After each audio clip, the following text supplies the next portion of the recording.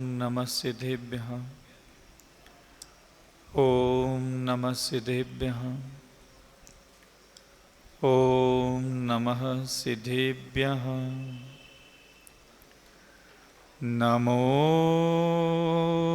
अरिहन्तानं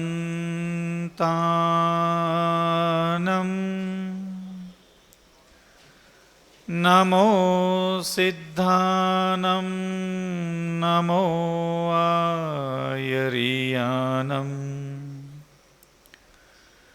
नमो वज्जायानं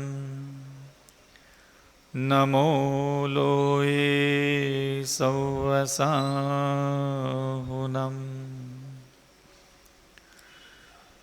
ओंकारं बिन्दुसंयुक्तं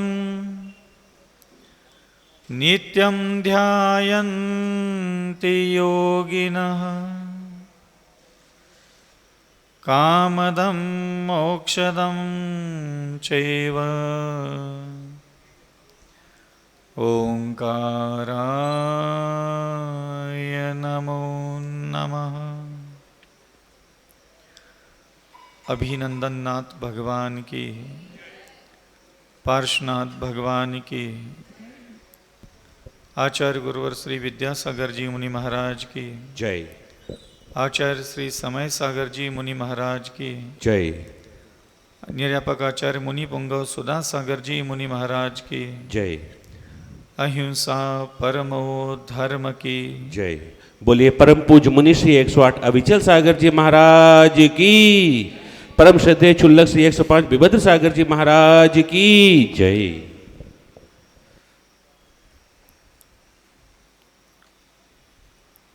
इस संसार में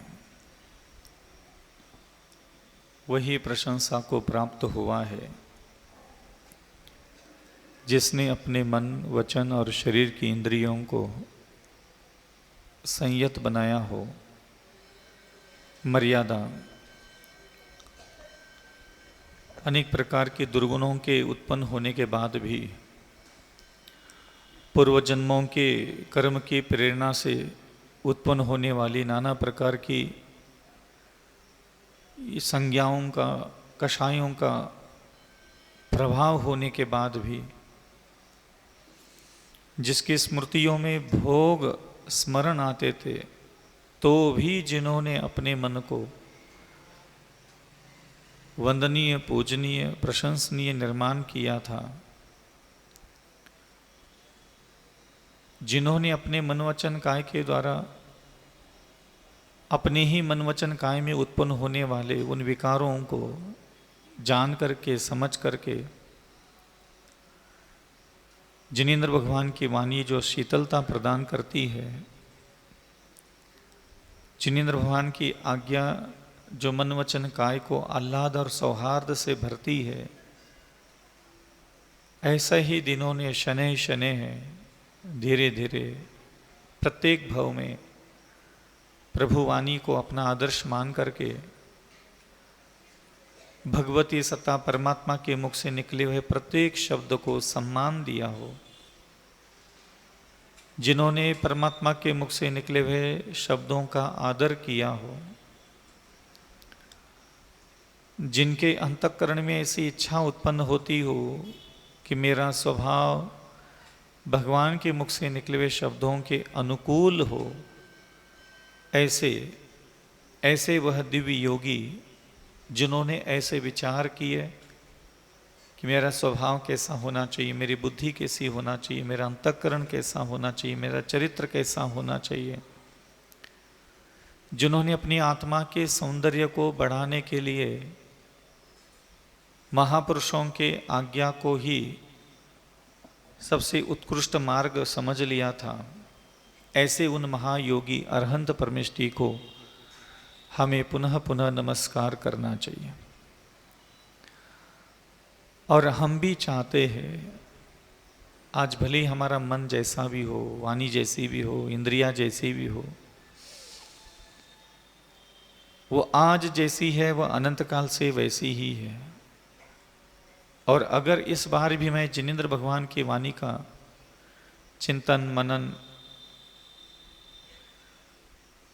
और भावनाओं के रूप में अगर उसको मैं स्मरण नहीं करूँगा, तो जिस प्रकार आज इस भव में मैं जन्म लेते समय 25 प्रकार की कषाय, 4 संज्ञाएं लेकर के मैंने जन्म लिया है, ऐसे ही अनंत काल तक अगले भव भवांतर तक मैं इन्हीं कषायों के साथ जन्म लेता रहूँगा, इन्हीं संज्ञाओं के साथ मैं जन्म लेता रहूँगा। और मैं स्वयं अविचल सागर नहीं चाहता कि जिस मन वचन काय की मलिनताओं के साथ इस बार मेरा जन्म हुआ है, ऐसा मेरा अगला जन्म कभी मुझे प्राप्त हो। मैं चाहता हूँ कि अगले जन्मों में जो मुझे मन मिले, वाणी मिले, इंद्रियां मिले, उसमें एक सौंदर्य देखना चाहता हूँ। मेरा को जो मन मिले, मैं उसमें प्रभु भक्ति, विनय, नम्रता, पंच परमेष्टि के प्रति भक्ति का भाव भरा हुआ एक ऐसा मन चाहता हूँ। मैं जहाँ भी अगले जन्म में जन्म ले लूँ,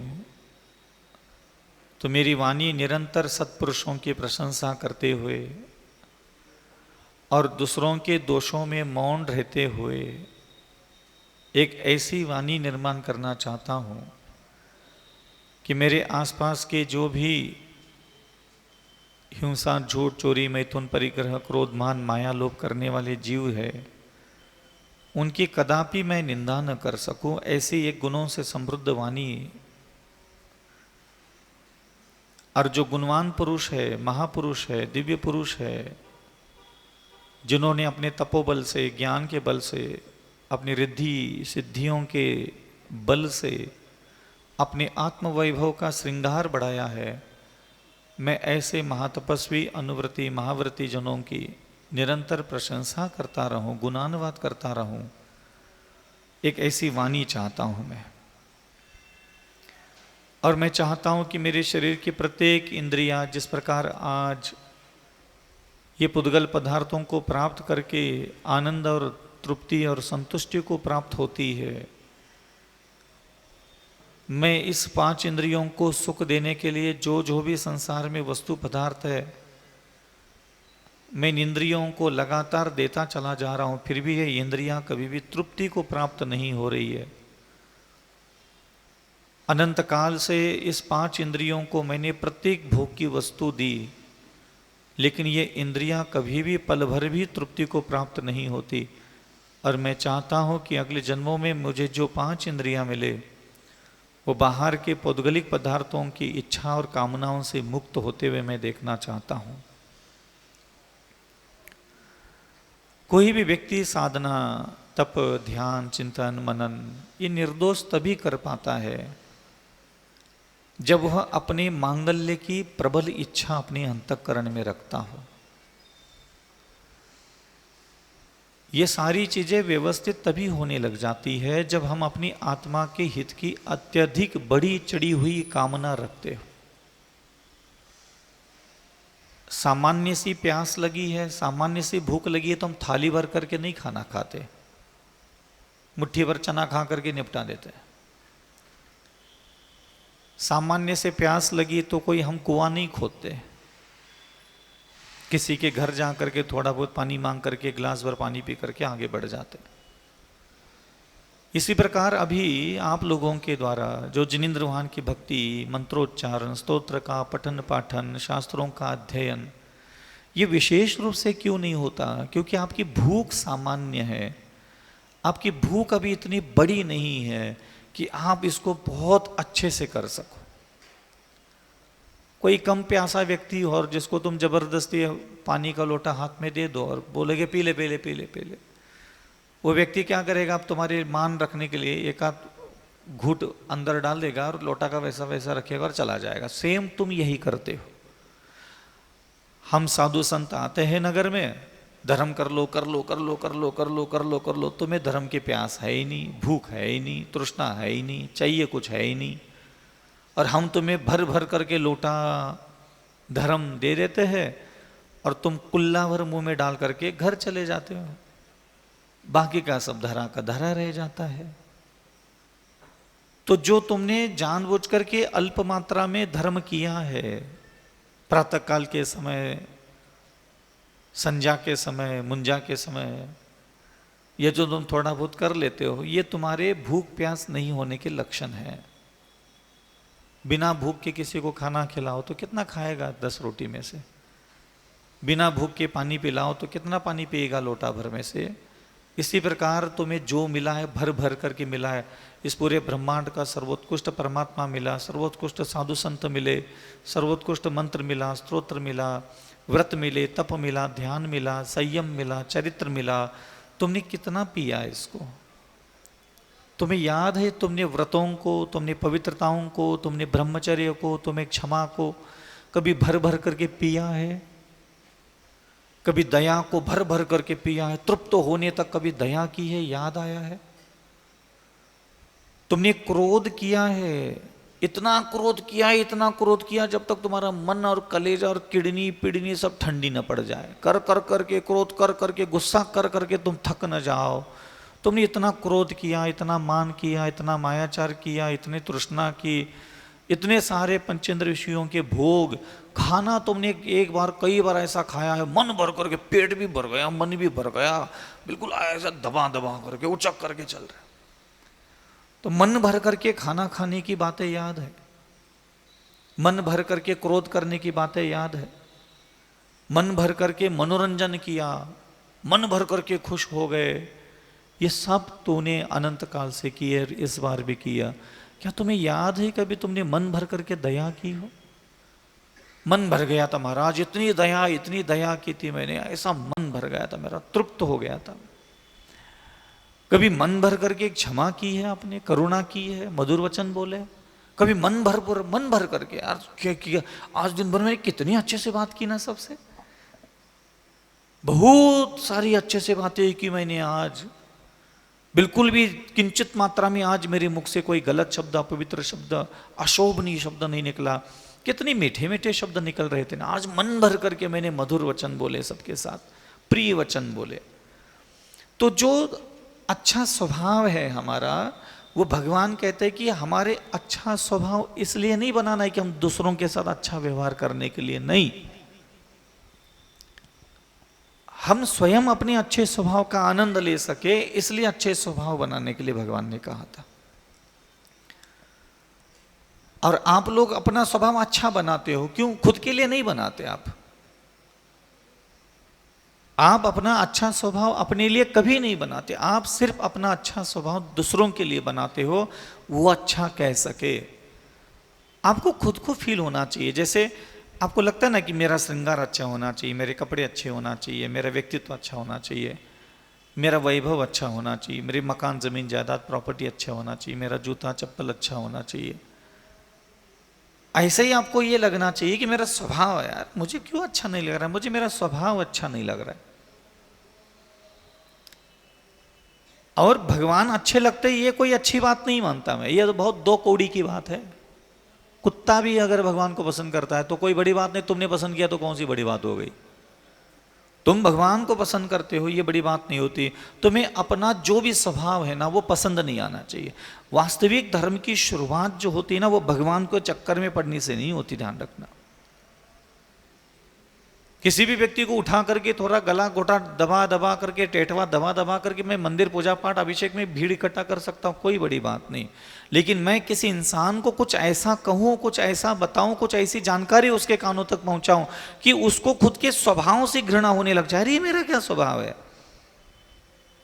ये मेरा क्या स्वभाव है, मैं ऐसा हूँ, मैं कहीं भी बैठता हूँ परिस्त्रियों को घूरता हूँ, मैं कहीं भी बैठता हूँ द्वेष करता हूँ, मैं कहीं भी बैठ के निंदा करने लग जाता हूँ, मैं महापुरुषों के दोष देखता हूँ, मैं अपनी पत्नी से घृणा, अपनी माता पिता से घृणा, चंद पैसे नहीं मिले, चंद जमीन जायदाद नहीं मिली, इसलिए मैं इतना बुरा बन के बैठ गया, मैं इतना चोरी चपाटी करता हूं, मैं इतना मलिन हूं, दिन भर कामासक्त रहता हूं, मैं इतना गंदा हूं, मुझे 24 घंटे दूसरों का धन वैभव हड़पने की इच्छाएं मेरे अंदर होती है, मैं ऐसे स्वभाव का हूं, मुझे दिन भर भूख प्यास लगती है और मैं जब चाहे जो चाहे खा लेता हूं, कोई मर्यादा नहीं, कोई लज्जा नहीं मुझ में। जिनेंद्र भगवान की निर्दिष्ट, जिनेंद्र भगवान के द्वारा दिशा निर्देश जैसा दिया गया है, मैं बिल्कुल भी वैसा, मेरा कोई मन काम नहीं करता, वाणी काम नहीं करती, इंद्रियां मेरी काम नहीं करती। जब परमात्मा के द्वारा, शास्त्र के द्वारा, गुरुजनों के द्वारा उपदिष्ट निर्दिष्टित जो संकेत दिए गए हैं, जो मार्गदर्शन दिया गया है, मैं किंचित भी तो ना विचार करता हूं, ना देखता हूं, मेरा पल भर भी वैसा जीवन व्यतीत नहीं होता, मुझे अच्छा नहीं लग रहा है। और जब मैं मुझे पसंद करना बंद करने लग जाता हूं, तब एक नया अविचल सागर निर्माण होने का शुरुआत हो जाती है। कौन सा ऐसा जगत का व्यक्ति है जो भगवान को पसंद नहीं करता? भाई भगवान को ना पसंद करने का कोई सवाल ही नहीं उठता। जो भगवान को नहीं पूछता वो भी भगवान को पसंद करता है, जो भगवान को नहीं मानता वो भी भगवान को मानता है। इसमें कौन सी बड़ी बात है? तो मंदिर पूजा पाठ जाप स्तोत्र मंत्र करते हो, बहुत बड़ी उपलब्धि अगर कोई है इस सृष्टि में, तुम्हें तुम्हारा स्वभाव जो भी आज है वो पसंद आना बंद हो गया, समझ लेना तुम्हारा एक बहुत बड़ा कोई दिव्य घटना तुम्हारे जीवन में घटित होने वाली है। आसान है, आलू छोड़ना, प्याज छोड़ना, रात्रि भोजन छोड़ना, मुनि महाराज बनना, ये सब चीजें आसान है। आपको लगता है ये सब चीजें, हम आचरण अच्छा करने लगे, मंदिर पूजा पाठ करने लगे, आजकल हम बोलियां लेने लगे, दान धर्म करने लगे, समाज में मान प्रतिष्ठा सम्मान सब मिलने लगा, कि वही सारी दुनिया कहने लगी इसलिए धर्म करके बहुत पुण्य कमाया है। ये सब आसान है संसार में, पुण्य से बढ़कर एक पुण्य कमाना आसान है, धुरंधर बनना आसान है, सब बनना आसान है। लेकिन ध्यान रखना, किसी भी परिस्थिति में व्यक्ति अगर अपने स्वभाव को पसंद करता है, अपने क्रोध मान माया लोभ आहार भय मैथुन परिग्रह अनेक प्रकार के दुर्गुणों से युक्त अपने ही स्वभाव का अगर तुम पसंद करते हो, और साथ में तुम ये सारे संसार के धार्मिक व्यवहार करते हो, तो ध्यान रखना तुम दुनिया को तो ठग लोगे। आंखें बंद करने के बाद तुम खुद को ही जब सुंदर नजर नहीं आते, तो फिर उस धार्मिकता का आखिर तुम करोगे क्या? मैंने अपनी सारी धार्मिकता अगर आपको प्रभावित करने के लिए धारण की है, तो आप बताइए क्या उस धार्मिकता का मेरा आत्मकल्याण के लिए कोई कारण बन सकता है क्या कभी? इसलिए बहुत धीरे धीरे ही सही अपने अंदर एक हलचल पैदा करो, अपने स्वभाव को पसंद करना बंद करो। जो भी आपका स्वभाव है, जो भी सोचने का तरीका, बोलने का तरीका, परिवार में बीच में रहने उठने बैठने का तरीका, आप इसको पसंद करना बंद करो। दूसरों के स्वभाव को नापसंद कितनी जल्दी कर लेते हैं हम। थोड़ा सा मेरे मुख से कोई प्रवचन में आधी अधूरी बातें कोई सुन लेगा ना, तो बस अरे मुझे नहीं जाना, अरे महाराज जी अच्छे नहीं, बोले क्यों पसंद नहीं करते महाराज को? अरे वो ऐसे बोलते हैं, अरे ऐसे थोड़ी ना होता है। एक सेकंड नहीं लगता आपको मेरे स्वभाव को नापसंद करने में, एक सेकंड नहीं लगता आपको किसी प्रसिद्ध पुण्यवान व्यक्ति को पसंद करने में। और जो भी तुम्हें पसंद है वो सिर्फ उसके पुण्य के कारण तुम पसंद करते हो उसको। लेकिन मूल बात यह नहीं है कि तुम देवगुरु शास्त्र के पीछे पड़े हो। बात हमेशा मैंने अपने जीवन में देखी, मैं पिछले 18 साल से सिर्फ अपने स्वभाव के पीछे पड़ा हूं। मैं कभी भगवान का पीछा नहीं करता, मैं कभी भगवान का ध्यान नहीं करता, स्तोत्र नहीं पढ़ता, ना कुछ करता हूँ, लेना ना देना ना मुझे कौन। मेरा जो स्वभाव है मैं जानता हूं, उस स्वभाव के साथ मैं उनको कितना भी जपूं, कितना भी स्तुति करूं, कितने भी चक्कर काट लूं, मेरा कुछ नहीं होने वाला, ये मुझे पता है। और मैं भगवान को 18 साल पहले बोल चुका हूं, भगवान थोड़ा रुक जा, आ रहा हूं मैं तेरे पास, आऊंगा, दर्शन करूंगा, पूजा करूंगा, मंत्र पढ़ूंगा, स्तोत्र पढ़ूंगा, चालीसा पढ़ूंगा, तू जैसा कह रहा है वैसा कर लूंगा, थोड़ा रुक जा। अभी मेरा स्वभाव है, बुद्धि है, विचार है, नियत है, अंतःकरण है, वासना है, कामना है, अभिलाषा है, मूर्खता अंदर भरी पड़ी है। तू बता, इसके साथ मैं जाप कर लूंगा तो आएगा मेरे पास? नहीं आएगा ना, तो शांत बैठ होते, थोड़ा रुक, मैं आ रहा हूं, तेरे दर्शन कर लूंगा, तेरा ध्यान भी कर लूंगा, तेरी स्तुति भी कर लूंगा, तेरे व्रतों का निर्दोष पालन भी कर लूंगा, थोड़ा रुक जा, थोड़ा समय तो दे। माँ ने आवाज लगा दी, बेटा आजा खाना खा ले। बेटा नालायक होगा तो अंदर सीधा आ जाएगा, और समझदार बेटा होगा तो हाथ पैर धोकर के अंदर आएगा। और हम नालायक बेटे नहीं है। माँ ने भले ही बुलाया, बेटा आजा खाना बनाया, खाना थाली में परोसा है, हम जाकर के सीधा नहीं बैठते। हमें पता है हमारे हाथ गंदे, पैर गंदे, मुंह गंदा, बदन गंदा, बदबू आ रही है, कपड़े मैले है, तो हम थोड़ा शाने बच्चे हैं, तो हमने थोड़ा सा अकल से काम किया कि भगवान को बोला कि हे माँ आ रहा हूँ, रुक जाओ, मैं आ रहा हूँ, तूने बुलाया खाना खाने के लिए, हम आएंगे, थोड़ा हमारे हाथ गंदे हैं, पैर गंदे हैं, मुंह गंदे हैं, दांत गंदे हो गए हैं, दुनिया भर के गुड़ गोबर करके आए हैं यहाँ, और हम आ रहे हैं तेरे पास आ रहे हैं, तूने जो जो स्वादिष्ट पकवान भोजन कराया है हम खाएंगे उसको। हम भगवान को हमेशा बोलते हैं कि क्यों जो मेरा मटमैला मन है वो लगाऊं तुझ में, क्या इसको विनय से भर के आ जाऊं, दया से भर के फिर आ जाऊं, करुणा से भर के फिर आ जाऊं, नम्रता से भर के फिर आ जाऊं, पर स्त्रियों को भाई बहन मानने वाला मन बना करके फिर आ जाऊं, चलेगा? भगवान कहते ठीक है चलेगा, आराम से आ जाना।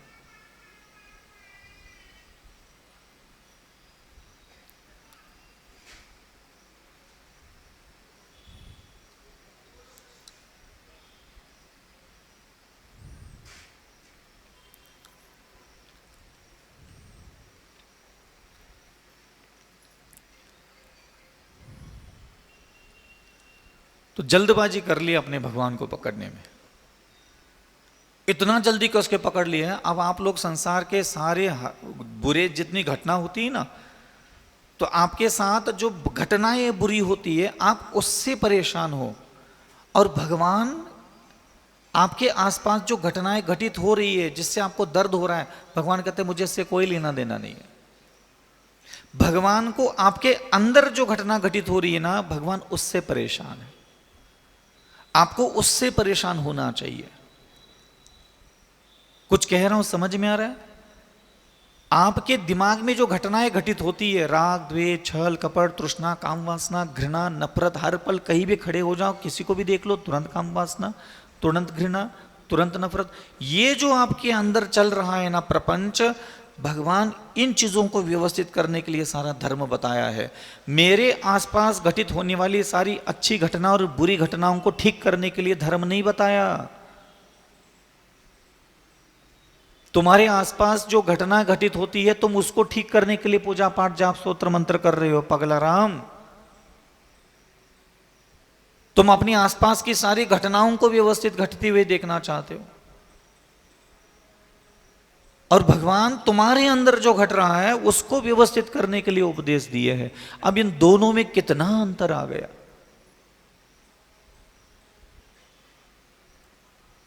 और मेरे आसपास अगर बहुत बुरी घटना घटित हो रही है अविचल सागर जी के आसपास, मेरे घट में कुछ गलत हुआ था तभी मेरे आसपास की घटना गलत होगी, और मेरे घट में अगर बहुत कुछ अच्छा घटित होता है तो धीरे धीरे मेरे आसपास भी सारी घटनाएं ठीक होने लग जाती है। नियम है ये प्रकृति का। कोई पापी आत्मा संसार में पैदा हो जाए, कुकर्म करके, हत्या करके, बलात्कार करके, झूठ बोल के, चोरी चपाटे करके कोई कर्म करते हुए आदमी मर जाए और वह कहीं पैदा हो जाए, उसके आसपास देखो कितनी बुरी घटनाएं घटित होने लग जाती है उसके बुरे कर्मों की वजह से। और एक तीर्थंकर जो खुद के अंदर अच्छी घटना घटित करवा रहा था, दया कर रहा था, पूर्व जन्मों में करुणा कर रहा था, विनय कर रहा था, माधुर्यता से ब्रह्मचर्य की साधना कर रहा था, वो मुनि बनकर के तीर्थंकर पिछले जन्म में, उनके जीवन में पिछले जन्म में उन्होंने अपने घट के अंदर अच्छे काम किए। अब वो लाला कहीं पैदा हो गया, देख लो बालक अभी गर्भ में आया नहीं कि उसके अगल बगल में रत्न वृष्टि होने लगी, उसके आसपास की सारी घटनाएं अच्छी घटित होने लगी, क्योंकि उसके घट में उसने 9 जन्मों तक अच्छा घटित करवाने के लिए मेहनत की।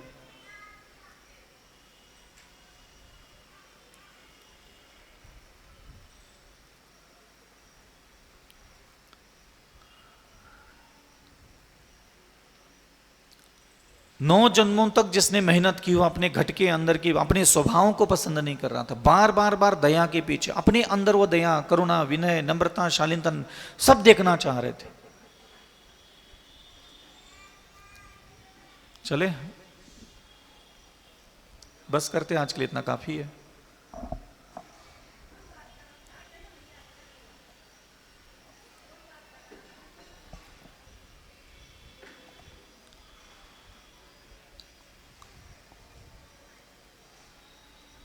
ज्ञान देने की सारी भावनाओं को ही खत्म कर देते हैं लोग।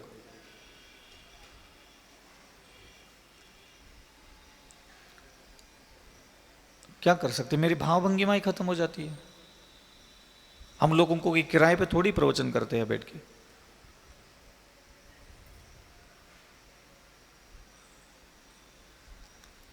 क्या कह रहा था मैं भूल ही गया।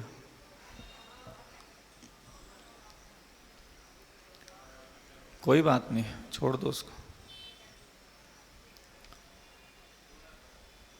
इसलिए हमेशा मैंने अपने जीवन की जो साधनाएं शुरुआत की थी, अपने स्वभाव को मैंने पसंद करना बंद किया था। ये मुझे आज भी याद है। लोग नाहक ये 28 मूलगुण की चर्या, मूलाचार, फलानाचार फलानाचार,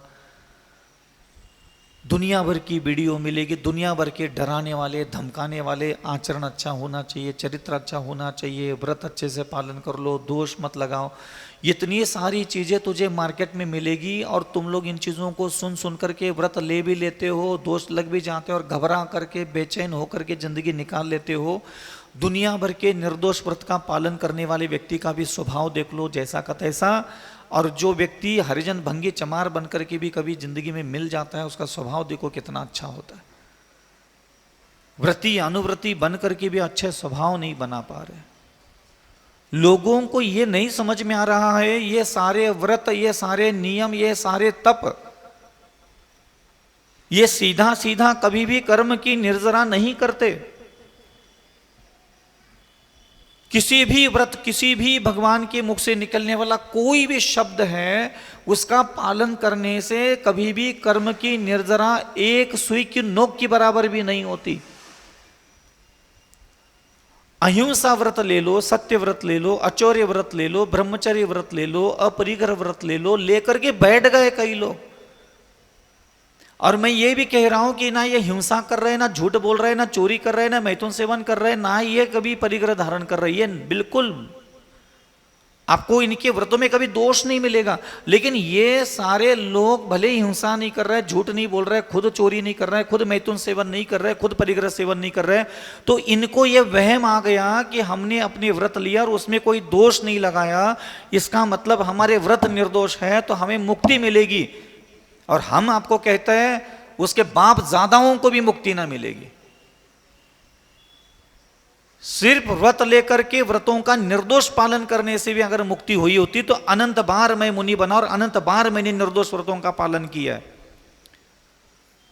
सबसे पहले अहिंसा व्रत धारण करने के बाद भले ही तुमने एक भी जीव की हिंसा ना की हो जीवन में, लेकिन शर्त यह नहीं थी कि तुमने हिंसा की क्या नहीं की।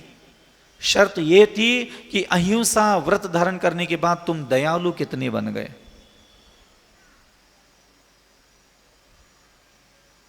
तुम कितना सत्य बोलते हो ये मायने रखता ही नहीं है। सत्य महाव्रत धारण करने के बाद, तुम सत्य महाव्रत धारण करने के बाद ये भी मायने नहीं रखता कि तुम कठोर वचन बोल रहे हो कि नहीं बोल रहे, इसका भी कोई मायने ही नहीं रहता।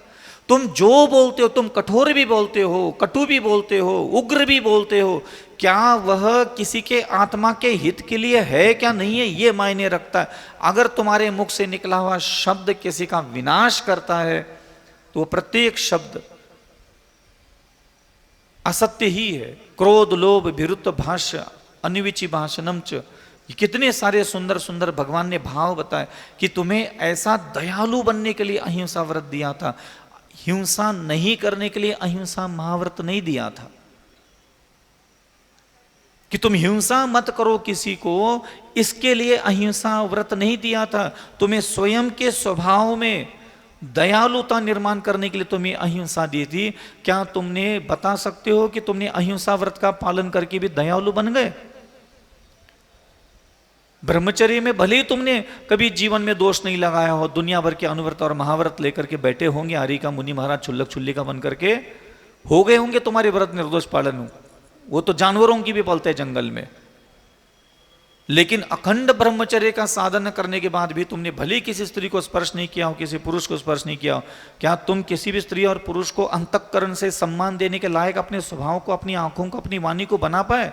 उसमें तो तुम असफल हो। खोटे काम करना और सही काम करना बहुत अलग है, और खुद का सही होना अलग चीज हो।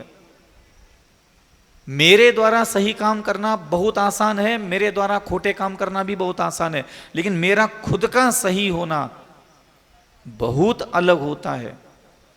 एक ऐसा स्वभाव निर्माण करना जो स्त्री और पुरुष का सम्मान करने के लिए मात्र हो, एक ऐसा स्वभाव निर्माण होते हुए भगवान देखना चाहते थे। वर्तमान में किसी का भी ध्यान नहीं है अपने स्वभाव की तरफ। कर्म काटना है, पुण्य कमाना है, मुजा कैसे करना, जाप कैसे करना, ये ठीक लगा, ये ठीक लगा, दोष लगा, इतनी सारी बातें हम दिन भर सुनते रहते, हमारे कान और दिमाग पक जाता है कई बार कि तुम लोग फंसे किस दुनिया के चक्कर में हो। कोई दुनिया की चीज ठीक करते चले जाओ, तुम्हारा कुछ ठीक नहीं होने वाला जब तक तुम स्वभाव ठीक करना ये नहीं सोचोगे। दुनिया का हर जो भगवान ने आराधना करने की पूजा पद्धति, जाप, स्तोत्र, मंत्र जो भी तुम्हें बताया, मुझे बताया करने के लिए, ये 28 मुलुगनों की साधना सिर्फ पालन करने के लिए नहीं दिया था, ये अविचल सागर जी का स्वभाव बदलने के लिए दिया था।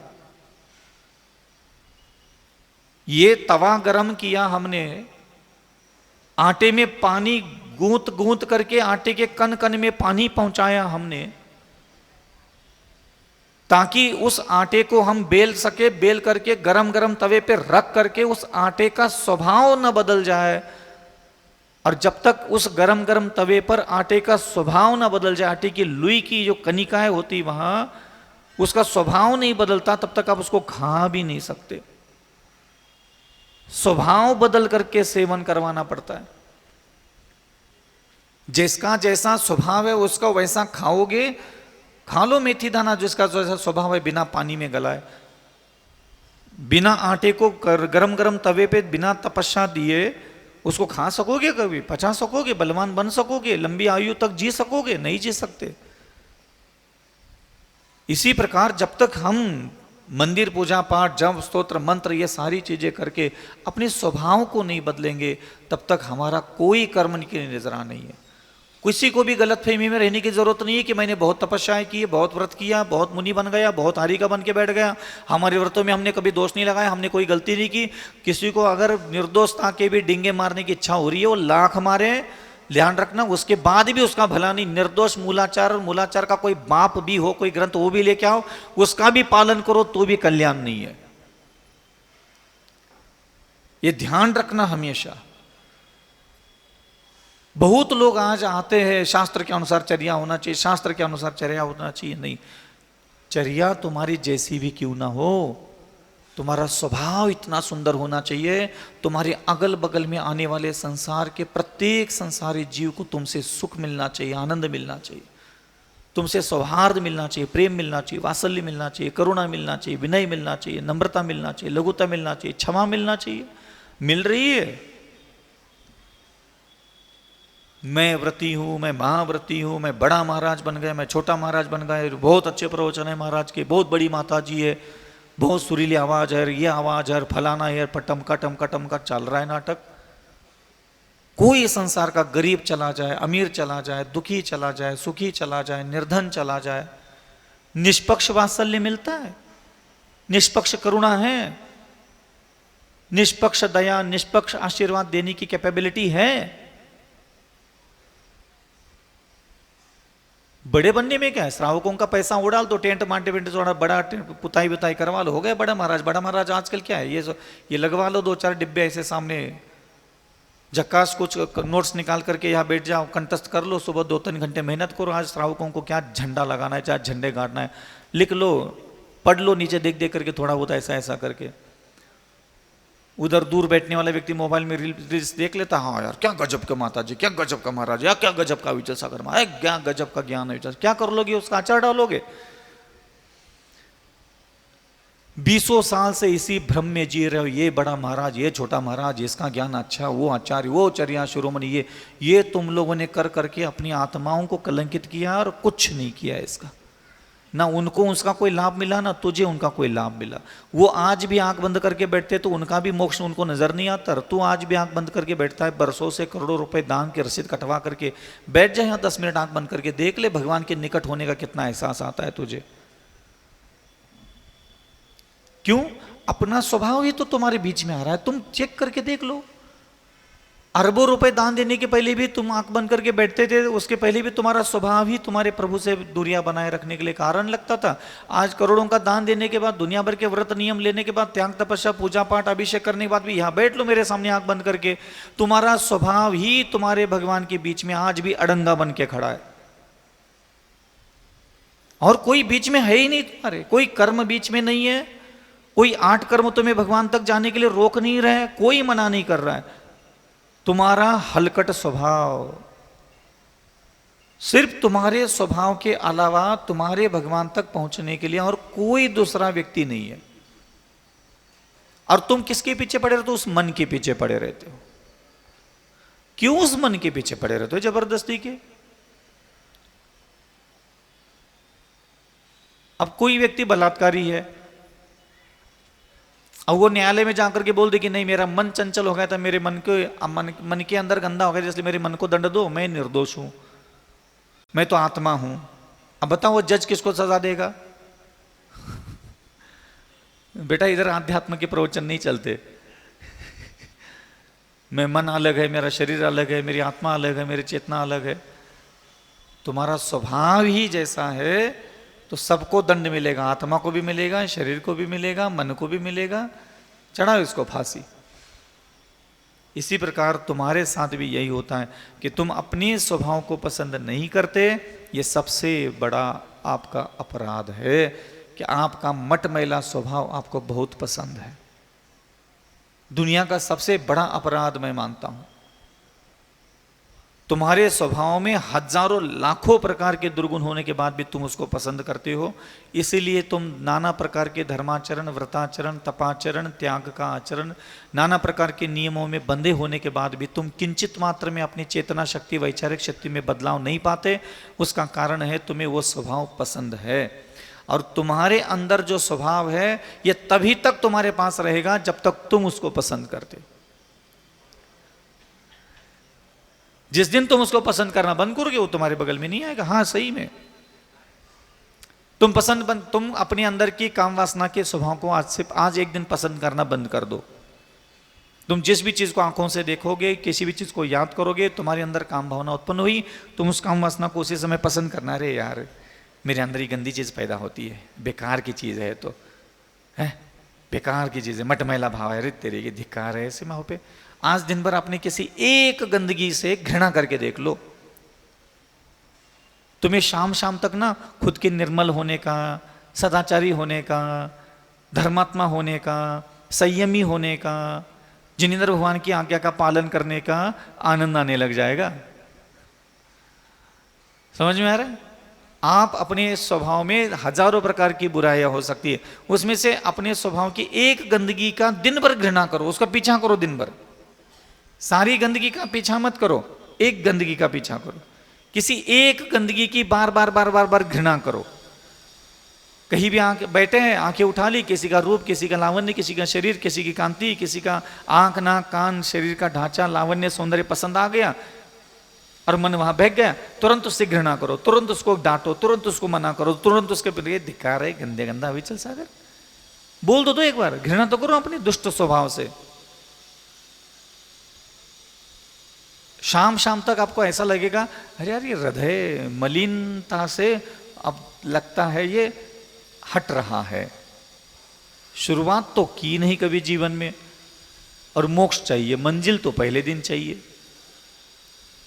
इसलिए ध्यान रखना, स्वभाव जब तक आपका नहीं बदलेगा तब तक कोई कल्याण।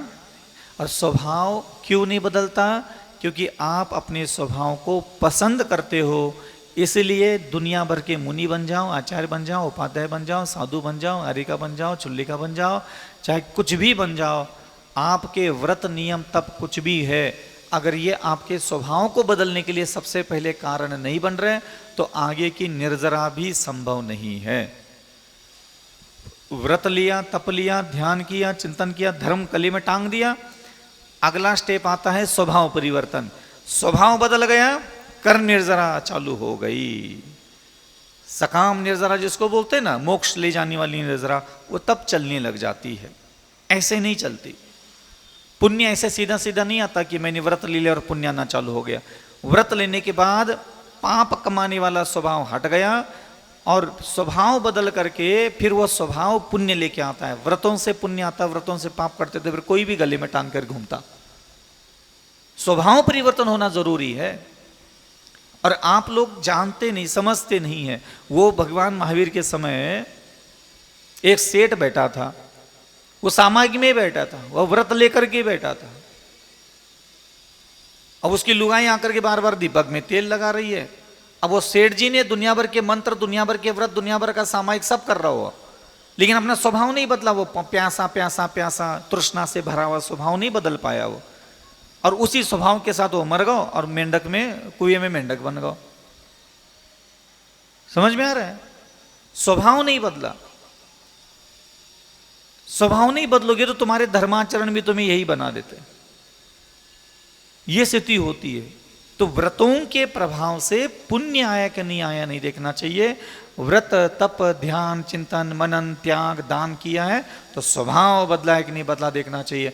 स्वभाव बदल गया तो ही पुण्य आया, स्वभाव बदल गया तो ही पाप कट गए, स्वभाव बदल गया तो ही संसार सागर से पार होने की संभावनाएं बढ़ने लग जाती है। सबसे ज्यादा जोर देना चाहिए, सबसे ज्यादा नजर रखना चाहिए अपने स्वभाव पर। कैसा है मेरा स्वभाव? मैं किस स्वभाव के साथ खाना खा लेता हूँ, मैं किस स्वभाव के साथ दुकानदारी करता हूँ, मैं किस स्वभाव के साथ पत्नी के साथ रहता हूँ, मैं किस स्वभाव के साथ पति के साथ रह रहा हूँ, मैं किस स्वभाव के साथ ससुर के साथ रहता हूँ, सस के साथ रहता हूँ, बहनों के साथ रहता हूँ, मैं किस स्वभाव के साथ समाज में खड़ा हूँ, और मुझे किस स्वभाव के साथ इनके बगल में रहना है। अब बताओ इसके लिए क्या जैन धर्म में पैदा होना और क्या नीचात में पैदा होना बताओ। अगर अच्छे स्वभाव के साथ आपको कहीं भी खड़े रहना, अगर ये प्रवचन कोई हरिजन की बस्ती में मैं दे दूं और वो हरिजन सारे लोग अपने मेरी आज्ञा को सिरोधार्य मान करके वो अपने अपने भगवान को पूजते हुए, अगर जैसा मैंने स्वभाव धारण कर लिए कहा हूँ वैसा स्वभाव धारण करके वो गणेश जी को, दुर्गा जी को और दुनिया भर के भगवान जी को पूज करके मर जाएंगे, बताओ क्या वो नरक जाएंगे? तुम ही अकेले झंडे गाड़ रहे, तुम ही अकेले कौन से मर्द की जात पैदा हुए हो, मेरा भगवान सच्चा, मेरे अभिषेक सच्चा, तीन लोक का नाथ और फलाना नाथ के। तुम्हारे स्वभाव को देख करके तो कोई बगल का व्यक्ति भी तुम्हारे घर हाथ से पानी ना पिए। क्या है तुम्हारा स्वभाव? तुम अपनी यहां बैठ करके स्वर्ग मोक्ष कल्याण पंच कल्याण की बातें हमारे मुंह से सुनते हो, शास्त्रों की बातें हम तुम्हें दिन भर सुनाते रहते हैं, जात के नाम पर सुनते हो, उसके अलावा तुम्हारे पास क्या क्षमता है? हमें भी बांध के रख लिया पूरे जबरदस्ती जैन धर्मशालाओं में। क्यों आज हमारे महान साधु इतनी क्षमता, इतनी दिव्यता होने बाद तुम जैसे दो कौड़ी लोगों की गालियां खा रहे? अगर यही हमारे सारे दिगंबर साधु ये सारी दुनिया भर के तुम्हारे लिच्चड़ विच्चड़ हरकतें छोड़ करके अगर ये जनसभाओं में जनता के लिए उपदेश देने लग जाए तो आधा भारत जैन बनाने करके रखने की ताकत रखते हैं सुरासागर महाराज और विद्यासागर महाराज। ये तुम ही हो, पैदा होने से लेकर के मरते दम तक जबरदस्ती तुम लोगों को ये सारी इतने दिव्य उपदेश सुनाते रहते हैं, एक कान पर जू नहीं रेंगती तुम लोगों के। कुछ कहो तो गुटखा छोड़ने के लिए बोलो तुम करके मुंह फेरता है। इतने दिव्य साधक, इतनी दिगंबर मुद्रा, इतनी माता जी सामने खड़ी है, कोई इज्जत नहीं, कोई सम्मान नहीं, कोई बहुमान नहीं। तुम्हारी क्या लुगाई है? हम लोग तुझे, मैं अविचल सागर जी को पसंद नहीं करता, अरे हम तो अविचल सागर, तुम्हारी लुगाई है जो हमें पसंद करते हो। साधुओं को भी पसंद करना और साधुओं को भी नापसंद करने की आदत डाल दी तुम लोगों ने। साधु की तो सेवा की जाती है, पसंद और नापसंद की क्या लेना देना।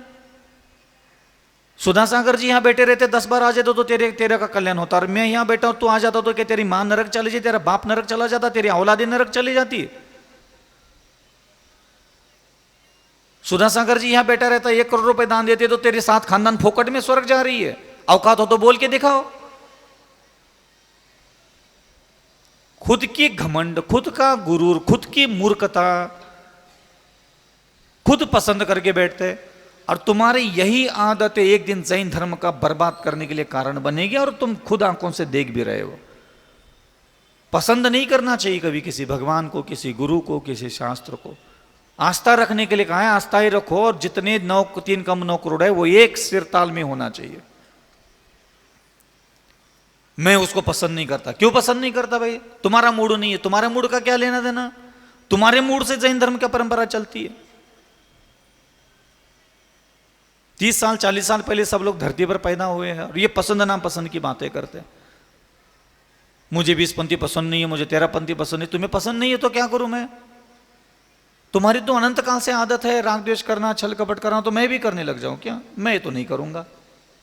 इसलिए ध्यान रखना, शास्त्र का प्रत्येक शब्द आपको अच्छे स्वभाव की तरफ ले जाने के लिए प्रेरणा देता है।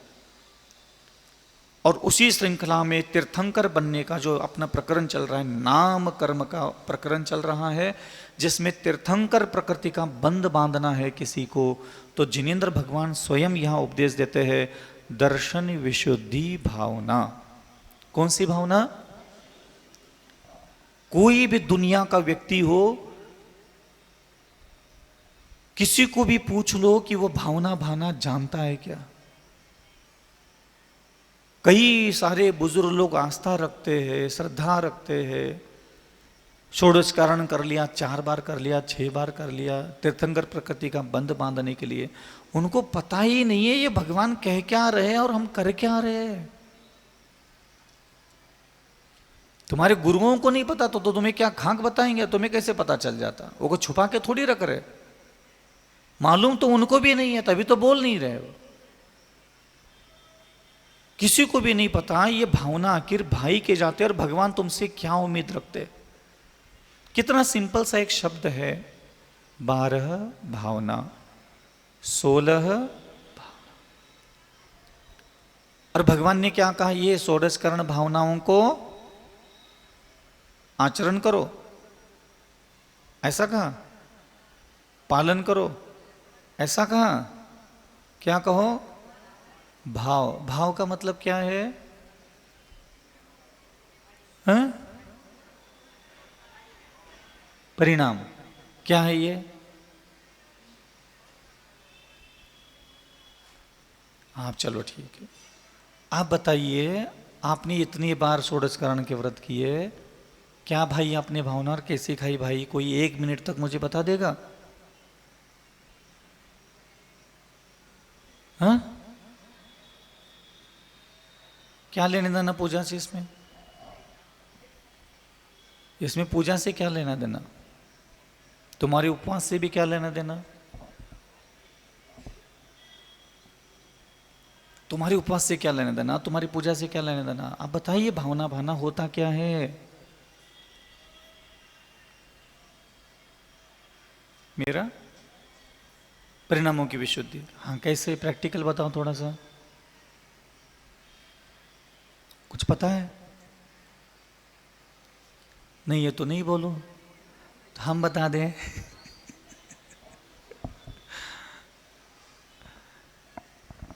भावना भाने के लिए कहा, बहुत कितनी सिंपल साधना भगवान ने बताई। यूं तीर्थंकर कोई भी बन सकता है। रिद्धियां, सिद्धियां, शक्तियां, जैसे भगवान अरहंत परमेष्टि के शरीर से दिव्य रोशनियां बाहर निकलती है, ऐसे आज यहां कलयुग में भी आप कर सकते हो। आपको पता है? मालूम है आपको? नहीं पता? नहीं देखा? दिखाएं? हाँ, कौन सा पैसा लगता है? बिना पैसे का तमाशा दिखवाओ सबको।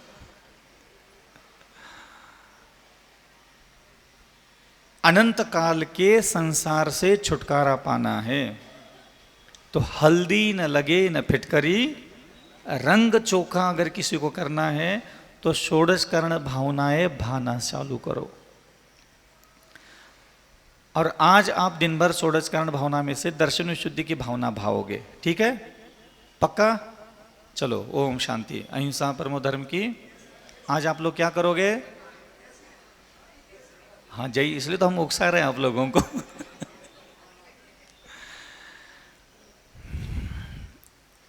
जब कभी भी मन करे कल्याण करने का, मंगल करने का, हित करने का, कभी मन उदास हो, अशांत हो, दुखों से भरा हुआ हो, संतप्त हो किसी भी कारण से, आधि व्याधि उपाधियों से, पूर्व जन्मों के अशुभ कर्म जो हमने खुद ने किए खुशी खुशी से, वो आज जब फल दे रहे तो बहुत दुख लग रहा है। ऐसा जब कभी मन दुख अशांत मन हो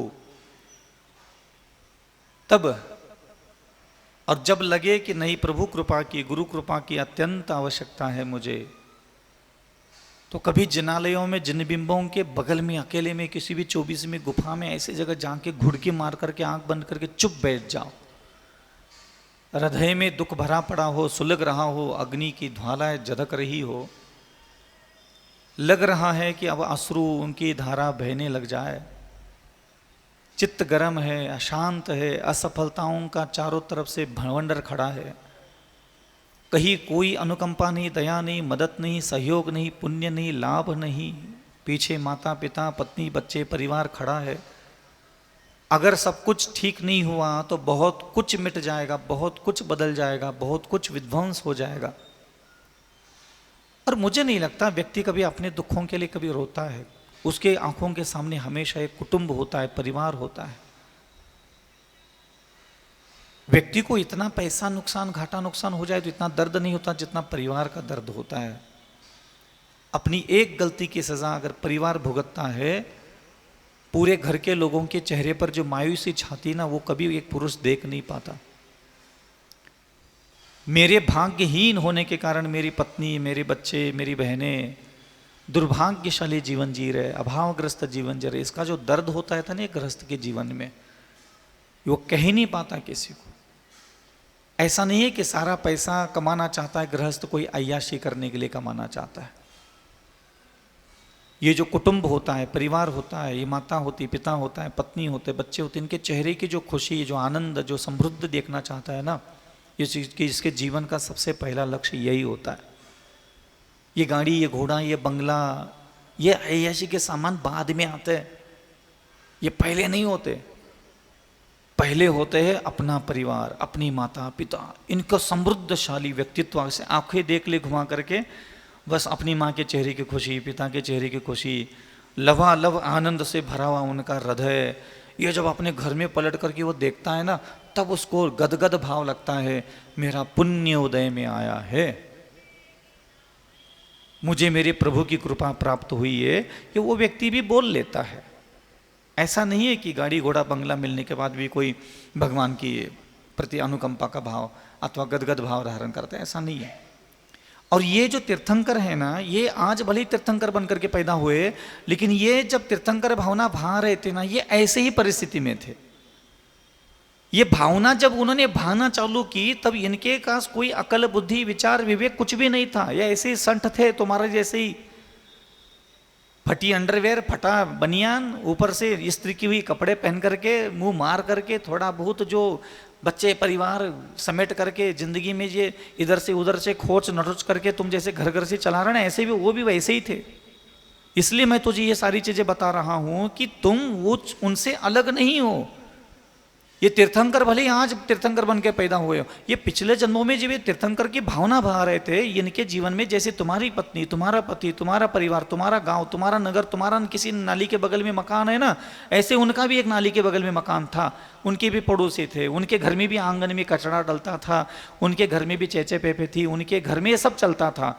उनको भी कोई गली मोहल्ले में मंदिरों में कोई मुनि मिले, उनको भी उन्होंने ऐसा किसी ने कह दिया, और कह दिया तो उन्होंने सुन लिया, सुन करके वो चले गए किसी जंगल में, एकांत में, जिनालय में, चैत्यालय में, और जैसा उन्होंने भावना भाने के लिए कहा था और वो चालू कर दिया उन्होंने। और कोई भी व्यक्ति कभी भी पवित्र भावना मोक्ष जाने के लिए, भगवान बनने के लिए करता ही नहीं। कोई भी व्यक्ति धर्म सिर्फ अपने परिवार के मंगल के लिए करता है, यह बात हमेशा याद रखना।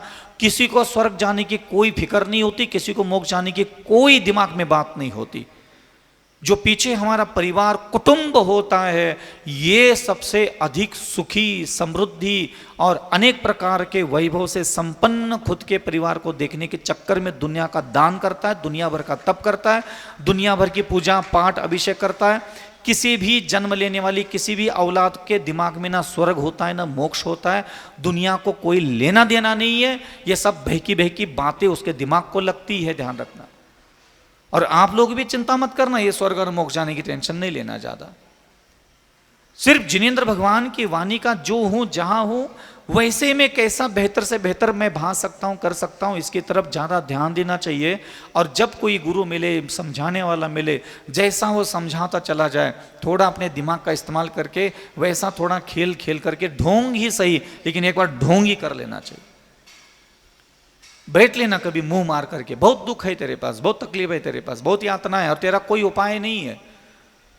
आंखें उठा करके इस पूरे ब्रह्मांड में किसी भी तरफ उम्मीद लगा करके मत देखना, कोई तेरी समस्याओं का समाधान करने वाला कोई माई का लाल नहीं है, ना अरहंत है, ना सिद्ध है, ना आचार्य है, ना उपाध्याय है, ना साधु है। कोई दुनिया का माई का लाल नहीं है जो तेरे दुखों का शांत कर सके। तू चाहे तो पल भर में कर सकता है। ये मेरे को जिनेंद्र भगवान ने बताया है। कोई नहीं है, किसी की तरफ भी आंख उठा करके घंटों तक देख ले, कुछ नहीं होने वाला। उम्मीद लगा करके किसी से भी मत रखना, तो खुद से उम्मीद लगा के बैठना, मैं स्वभाव बदलूंगा, मेरे बदले हुए स्वभाव के साथ ही मेरा कुछ बदल सकता है। अगर मेरा जो स्वभाव है उसके साथ ही मेरा भाग्य बदलना था तो कब का भाग्य बदल चुका होता। बैठ लेना शांति से कभी जिनालय में आकर के।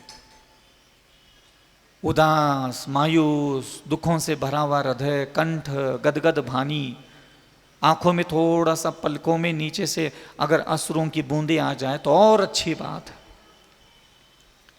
और फिर भगवान जी के पास बैठ करके दर्शन विशुद्धि की भावना भाना। नमोस्तु भगवान, नमोस्तु नमोस्तु नमोस्तु। थक गया हूं भगवान संसार से, परेशान हूं, अशांत हूं, दुखी हूं, दरिद्री हो रहा हूं, असफलताएं मिल रही है, मैं समझ नहीं पा रहा हूँ। जिस दिशा में जाता हूँ, जिस मोड़ पे जाता हूँ, उस तरफ से दुखों का भवंडर मेरे सामने उपस्थित होता है। ना सुनने को अच्छे शब्द मिल रहे हैं, ना देखने को अच्छी चीज़ें मिल रही है, ना खाने को अच्छी चीज़ें मिल रही है।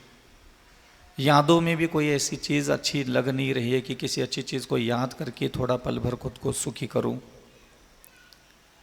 ना साक्षात आँखों का कोई सुख है, ना कानों का कोई सुख है, जिह्वा का कोई सुख है, ना मन का कोई सुख है। अतीत की यादों में भी कोई ऐसे मैंने बहुत बड़े सत्कर्म भी नहीं किए कि मैं उन पलों को, शुभ कर्मों को याद करके मैं प्रसन्न हो जाऊं। न स्नेहा शरणम प्रयंति भगवन पादद्वयम ते प्रजा। और ऐसा नहीं है भगवान कि मैं आज तेरे पास आया हूँ, कोई तेरी भक्ति करता हूँ, पूजा करता हूँ, जाप करता हूँ, कोई तेरे पर बहुत बड़ी आस्था रखता हूँ, इसलिए नहीं आया। हेतु तत्र विचित्र दुख निचय। ये संसार के जो दुख मिल रहे हैं ना भगवान, कंठ रूंध गया है, हृदय भर गया है, मस्तिष्क भर गया है, रात में नींद उड़ गई है, बेचैन हो उठता हूँ, सुकून नहीं है, शांति नहीं है, इसलिए तेरे पास आया हूँ। यहाँ इतना तपा रही है ना, ये धरती तपाती है, इंसान तपाता है, अपने लोग भी अनेक प्रकार के दर्द दे रहे हैं। हजारों लोगों से उम्मीद रखी कि सब लोग अच्छे से व्यवहार कर लेंगे, अच्छे से बातें कर लेंगे, सब लोग शांति सुखी समृद्धि जीवन जिएंगे। हमने बहुत कुछ सोचा भी, कोशिश भी की, लेकिन नहीं, मेरा हृदय बहुत दुखी और अशांत और अनेक प्रकार की पीड़ा से भर गया। इसके लिए भगवान मैं किसी दूसरे को दोष नहीं देना चाहता। मैंने पूर्व जन्मों में भी तेरी आज्ञा का पालन ठीक से नहीं किया, और इस जन्म में भी जैन कुल में पैदा हुआ, कहाँ किया बताओ ना भगवान तेरी आज्ञा का पालन। 8 साल का हुआ, 10 साल का हुआ, 12 साल का हुआ, 16 साल का हुआ, 20 साल का हुआ, 22 साल का हुआ, 24 साल का हुआ, 25 साल का हुआ, 30 साल का हुआ, 40 साल का हुआ। उम्र बढ़ती चली गई, जीता चला जा रहा हूँ। सैकड़ों साधु आए, सैकड़ों माताजी आए, सैकड़ों शास्त्र ग्रंथ अलमारी में भरे पड़े हैं। तू भी यहाँ जिनालय में 800,000 साल से यही बैठा है। कभी आया तेरे दरवाजे पे मैं तेरी भक्ति, तेरी पूजा, तेरी आराधना करने के लिए? मुझे नहीं लगता कि मैं कभी ठीक तेरे दरवाजे पर भक्ति भाव, प्रेम भाव धारण करके तेरे पास कभी आया हूँ, कभी कि तेरे शास्त्रों का पठन पाठन कभी किया हो मैंने। ये उसी का नतीजा है, आज तेरे पास दुखी होकर के, अशांत होकर के आया हूँ। पल पल मैंने स्त्री का सुख, पुरुष का सुख, अन्न का सुख, पैसे का सुख, इन गलियों में सीना तान करके चलने का सुख, घमंड और गुरूर, पता नहीं कौन सा घमंड कौन सा गुरूर, क्या मेरे बाप दादाओं की प्रॉपर्टी ऐसी थी जो सीना तान करके गलियों में चलता रहा। काला कलूटा नाटा नकटा मेरा यह थोबड़ा लेकर के गली की स्त्रियों को मोहित करना, पुरुषों को मोहित करने के लिए थोबड़ों को इस्तेमाल करता रहा। थोड़ा धुले हुए कपड़े पहन करके गली में घूमता रहा, स्त्रियां प्रभावित हो जाए, पुरुष प्रभावित हो जाए। दुकान खोल करके बैठ गया करोड़ों रुपए कमाने की तमन्नाएं लेकर के, लेकिन मुट्ठी भर चावल भी किस्मत में नहीं मिला। जीवन भर यह अन्न का भोग, स्त्री का भोग, पुरुष का भोग, मान सम्मान का भोग, घमंड गुरूर, पता नहीं इन इंसानों की भीड़ में मैं क्या खोजता रहा, क्या पाता रहा। तेरी तरफ तो मैंने कभी प्रेम से देखा ही नहीं। स्त्रियों को प्रेम से देखता हूं, पुरुषों को प्रेम से देखता हूं, ग्राहकों को प्रेम से देखता हूं, जूते चप्पल कपड़ा लत्ता इसको प्रेम से देखता हूं, इसमें सुख मानता हूं, शांति मानता हूं, उसको भोग करके जीवन को सार्थक हो गया ऐसा मानता हूं। देखो आज फट गई ना सारी मवाद की बोरियां, आज बह रही है मेरे सिर पर सारी टोकरियां, तो तेरे चरणों में आकर के बैठ गया। लेकिन भगवान कोई बात नहीं है, गलती हो गई मेरे से, मैंने बहुत सारे अपराध किए, मैंने जीवन का सारा अतीत तेरी आज्ञा तेरे उपदेशों के विपरीत व्यवहार करते हुए व्यतीत किया। लेकिन अब मैं नहीं चाहता कि मेरा आगे का जीवन मेरी इच्छा के अनुसार व्यतीत करूं। मैं चाहता हूं कि मेरा अगला सारा समय तेरी इच्छा, तेरा ज्ञान, तेरे उपदेश के अनुसार मैं हर पल व्यतीत करूं, ये मैं चाहता हूं। तू चाहता है मैं दर्शन विशुद्धि के भाव ना भाऊं? क्यों ना भाऊं भगवान? आज तक मैंने आचरण तो ठीक किया नहीं, व्यवहार तो ठीक किया नहीं, मान मर्यादा लज्जा अनुशासन में तो कभी इंद्रियों को रखा नहीं, लेकिन कोई बात नहीं भगवान, तू चाहता है कि मैं दर्शन विशुद्धि की भावना भाऊं। और दर्शन विशुद्धि की भावना में सर्वप्रथम तुमने 8 अंगों का उपदेश दिया है। निशंकित अंग का पालन करने के लिए तुम मुझसे उम्मीद रखते हो भगवान? हाँ भगवान ठीक है, मैं अविचल सागर निशंकित होके दिखाऊंगा। मैं जानता हूं मेरे मन में आज हजारों प्रकार की शंकाएं हैं, और मेरे मन को कोई काम ही नहीं है ना, शंका करने के अलावा कोई काम ही नहीं होता। हर बात पे शंका, पुण्य किस में लग रहा है, पाप किस में लग रहा है, ये किस में आ रहा है, वो किस में आ रहा है, इसमें ज़्यादा लग रहा है, इसमें कम लग रहा है, या अभिषेक कैसा करो, ऐसा करो क्या वैसा करो, पंचामृत अभिषेक करो क्या 13 पंचाभिषेक करो क्या सोनगढ़ी जाऊँ क्या श्वेतांबर बनूँ, क्या बनूँ क्या करो, दुनिया भर की बातें।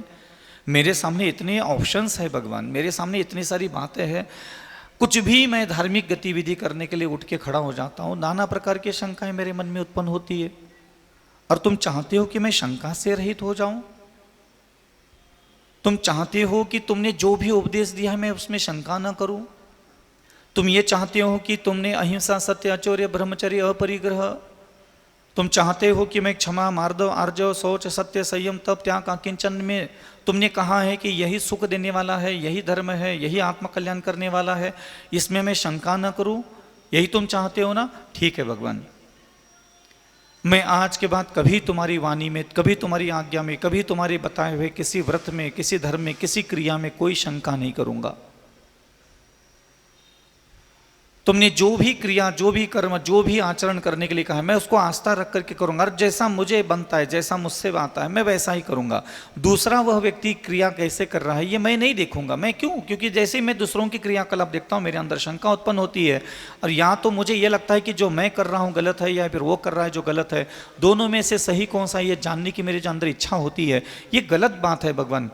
जो मेरी बुद्धि होगी, जैसे मेरी आदत होगी, जैसी मेरी रुचि होगी मैं वैसा करूंगा, और बाकी के सारे लोगों को जैसा उनको करना है वैसा करने दो। मैं बिल्कुल शंका रहित होकर के अपना साधन, अपना जीवन व्यतीत करूंगा। मैं बिल्कुल शंका नहीं करूंगा आज के बाद। तुमने कहा है सप्त व्यसनों का त्याग करना चाहिए घर गृहस्थी में, आज के बाद मेरी कोई शंका नहीं है। क्योंकि मुझे तो यही लगता था भगवान की ये गुटखा खाना, दारू पीना, वेश्यालय में जाना, मदिरा करना, मांस का सेवन करना यही संसार में सुख देता है। और मुझे तुम्हारी वाणी में शंका थी कि पता नहीं ये भगवान ने ये सप्त व्यसनों का छुड़वा लिया, इसमें क्या आनंद है? आनंद तो इसमें है। तो मैंने ये आनंद मान लिया, सप्त व्यसनों में आनंद मान लिया, मद्य मधुरा में आनंद मान लिया, मैंने ये नाना प्रकार के पंच औदुंबर फलों में आनंद मान लिया। देखो भगवान तेरी वाणी पर मैंने शंका कर लिया और ये पाप मेरे झोली में पड़ गया। इसलिए आज के बाद मैं भगवान तेरे चरणों में आकर के साक्षात तेरे सामने संकल्प लेता हूँ, मैं किसी प्रकार की भी शंका नहीं करूँगा। जो भी मेरे प्रभु आप कहोगे, जो भी मेरे गुरुदेव विद्यासागर मौर्य महाराज कहेंगे वो मैं सब करूँगा। जो भी जिनेन्द्र भगवान की वाणी, आपकी जो जिनवानी शास्त्र है, मैं उसमें जो भी निर्दिष्ट है, जो भी आदेश दिया गया है, मैं बिना शंका के उसका पालन करूँगा। ठीक है ना भगवान? मैं अब धीरे धीरे अविचल सागर सुधरना चाहता हूँ, ठीक करूँगा, अपने स्वभाव को ठीक करूँगा। शंका रहित स्वभाव मेरा होना चाहिए, ऐसा तुम चाहते हो ना? आज के बाद मेरे स्वभाव में आपको कभी शंका नहीं मिलेगी। तुम मेरा कल्याण कर रहे हो, नहीं कर रहे हो, मेरे पाप काट रहे हो, मेरे पाप नहीं काट रहे हो, तुम मेरा भला कर रहे हो, तुम मेरा भला नहीं कर रहे हो, तो मुझे मोक्ष ले जा रहे हो, तो मुझे मोक्ष नहीं ले जा रहे हो, मैं आज के बाद शंका नहीं करूँगा। मैं तेरी आराधना करूँगा, पूजा करूँगा, अभिषेक करूँगा, दर्शन करूँगा, स्तुति पढ़ूंगा, दान दूंगा, मैं अपने कर्तव्य कर्म करूँगा, लेकिन मैं कभी भी तुझ पर शंका नहीं करूँगा कि मैंने इतना अभिषेक, इतनी पूजा, इतना जाप, इतना स्तोत्र, इतना मंत्र किया, फिर मेरी किस्मत क्यों नहीं बदली, मेरा भाग्य क्यों नहीं बदला, मेरा दैव क्यों नहीं बदला, मेरे व्यापार, मेरी इसमें लाभ क्यों नहीं मिला, मैंने इतने गुरुजनों की सेवा की, फिर भी मुझे इस प्रकार का आशीर्वाद क्यों प्राप्त नहीं हुआ, दूसरों को क्यों प्राप्त हुआ। भगवान, ये नाना प्रकार की जो मेरे अंदर शंका उत्पन्न होती है, मैं किसी प्रकार की शंका किए बिना आज के बाद तेरे दर्शन, पूजन, अभिषेक, शांति धारा, दान, धर्म, सारे संसार के सारे व्रत नियम का पालन मैं करूंगा, सिर्फ आस्था रख करके करूंगा। मैं आस्था के अलावा और कोई शिकायत नहीं करूंगा। जब जब मेरे मन में शंका उत्पन्न हुई है, मैं तुझसे नाराज हो गया, तेरी शिकायतें करता था, यही तो किया है मैंने अपराध प्रभु। कर्म खोटे मैं करता हूं और भला क्यों तुमने नहीं किया, इसलिए तुमसे नाराज होकर बैठता हूं। मैं पंचेंद्र विषयों के भोग भोगता हूं, मैं दुराचार, व्यभिचार, व्यसन मैं करता हूं। मैं गलियों में किसी स्त्री को बहन नहीं मानता, गली में किसी पुरुष को भाई नहीं मानता। मैं वहां नाना प्रकार के गुलछर्रे उड़ाते हुए जीवन का सारा आनंद, मौज मस्ती, विषय वासनाओं में डुबकियां लगाता हूं, और यहां आकर के तुमसे नाराज होता हूं, तुमसे उदास होता हूं, तुम्हारी आस्था छोड़ देता हूं कि तुम्हारी इतनी पूजा पाठ, जाप, स्तोत्र कर ली, तुमने मेरा क्या भला किया। ये है मेरे पास नीच बुद्धि भगवान। इसलिए आज मुझे जो बुद्धि की प्राप्ति हो रही है, जो मुझे आज समझ में आ रहा है भगवान कि मैं शंका करता हूं तुझ में, और मैं आज के बाद कभी कोई शंका नहीं करूंगा। निशंक, तुम मुझ में निशंक स्वभाव देखना चाहते हो, मैं भगवान आज से 5 साल तक का संकल्प लेता हूं।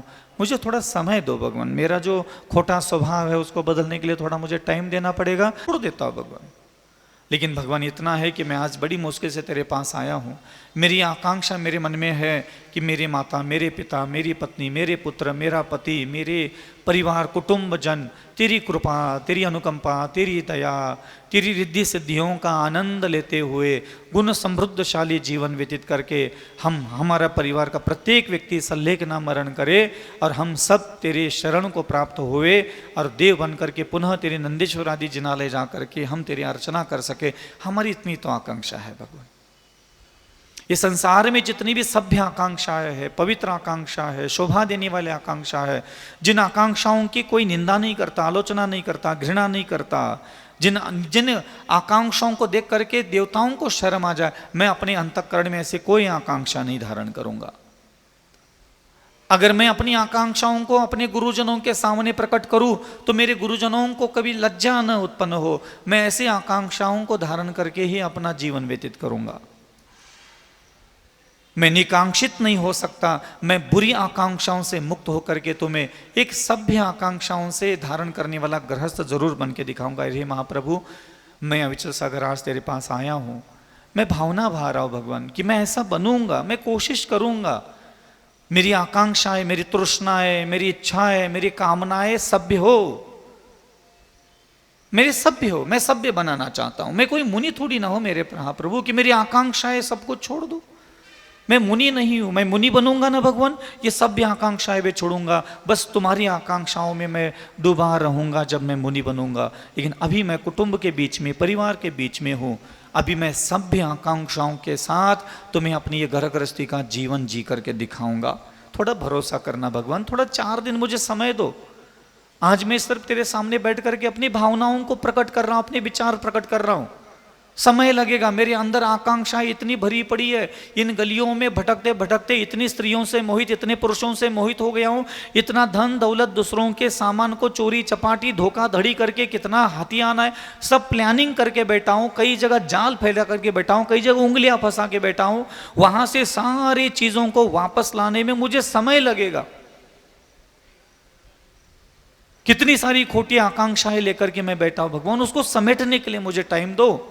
और आज से 2 साल 3 साल के बाद मैं अविचल सागर तेरे सामने जब आऊंगा, मैं खोटी स्त्रियां, खोटे पुरुष, खोटी आकांक्षाओं को जो मैंने इनके लिए धारण करके बैठी है, मैं सब फ्रेश करके तुझे दे दूंगा। एक नवीन अविचल सागर जिसके अंदर अपनी पत्नी, अपना पति, अपने माता, अपने पिता, अपनी मेहनत से कमाए हुए धन की आकांक्षा है। एक ऐसा अविचल सागर तेरे सामने ला करके मैं खड़ा कर दूंगा।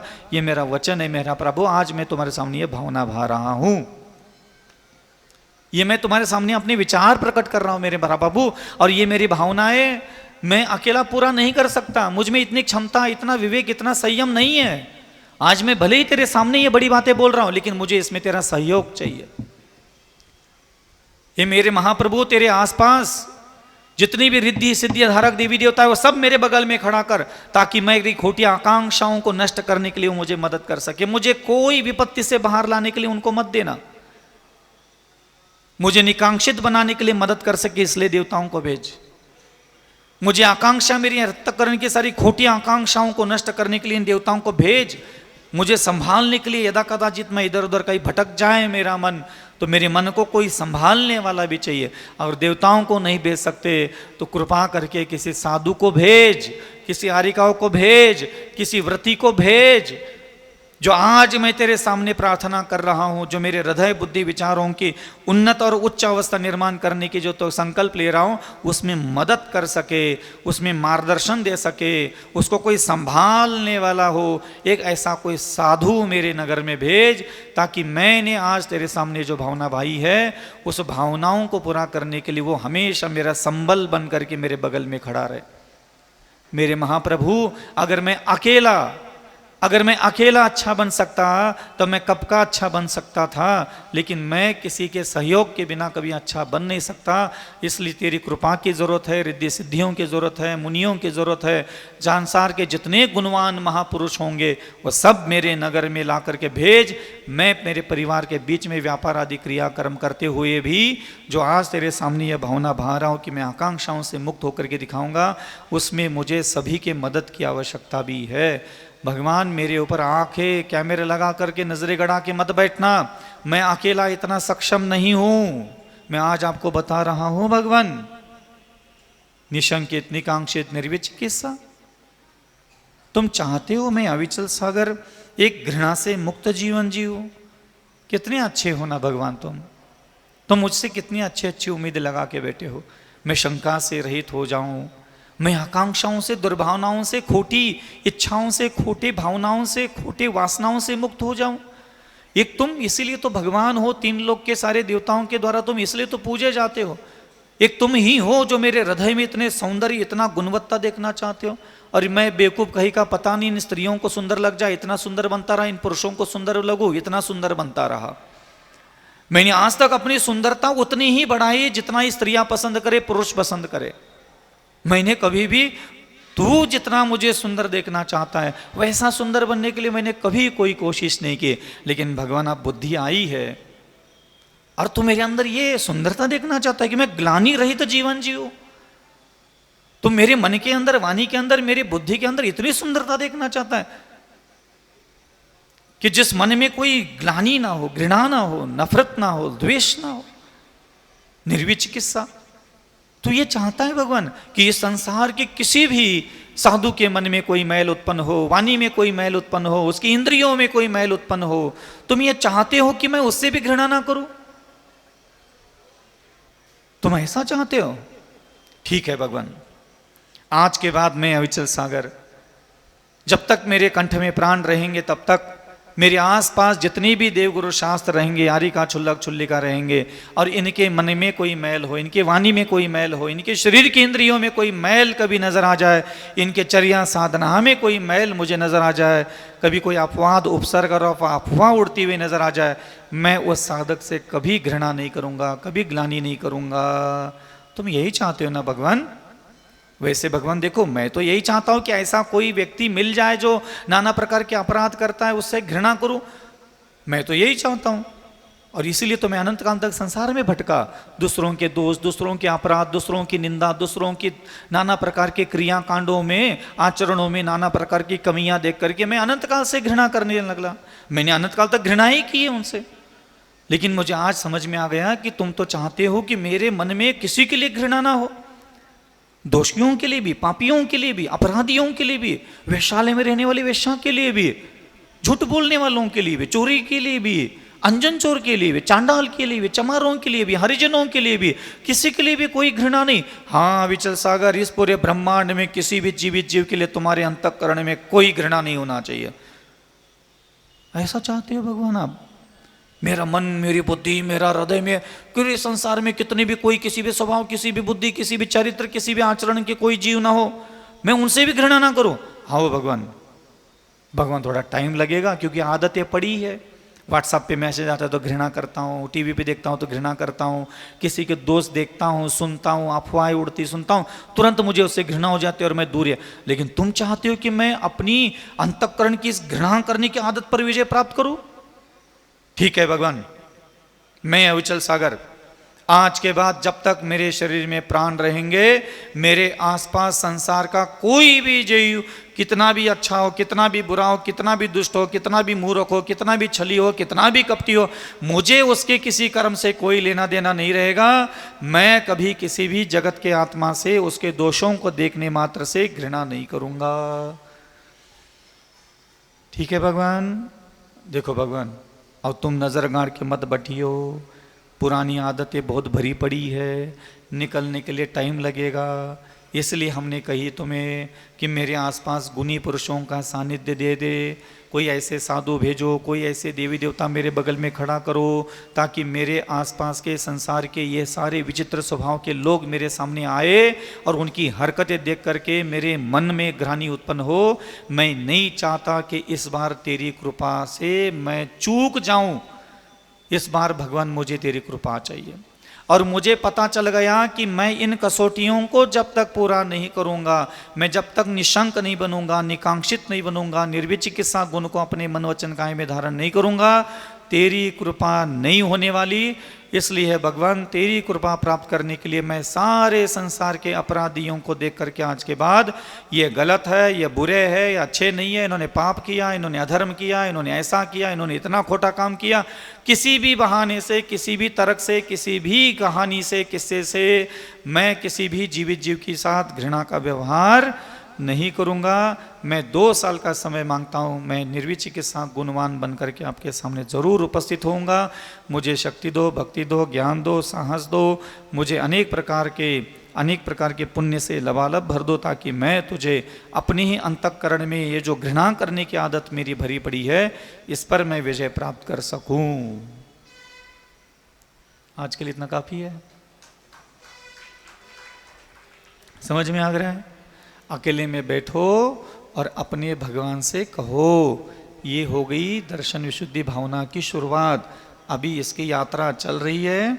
अब धीरे धीरे हम दर्शन विशुद्धि, विनय संपन्नता, शील है, व्रतों का आचार है, ऐसे एक एक शब्द लेंगे और हम अपने भगवान के सामने अपनी भावनाएं बोलते रहेंगे। इसको बोलते हैं भावना भाना। तो अविचल सागर अपने भगवान के सामने बैठ करके ये भावना भा रहा है। अब बताओ, हम तीर्थंकर बनेंगे कि नहीं बनेंगे? हाँ, तुम भी बन जाओ। अरे कोई भी हो, तुम बदमाश हो, नीच हो, लुच्चड़ हो, कमीने हो, बहके हो, फिसले हो, सिगरेट पिया, बीड़ी पिया, दुनिया के सारे कर्म किए, भगवान कहते हैं ये उन्हीं के लिए औषधि है। और तुम किए हो तो बहुत खुशी की खबर है। और छोड़ने के लिए तैयार हो तो समझ लेना धर्म तुम्हारे लिए है। समझ में आ रहा है?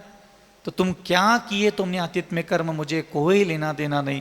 तुम अपने हृदय को एक बालकवत बनाओ और अपने प्रभु के सामने बैठ करके, जी भगवान, ऐसा करके कोमल अंतःकरण से उन्होंने जो आज्ञा दी है वो तुम कैसे कैसे पालन करोगे, कितना पालन करोगे, वह सब उनके सामने बोल दो।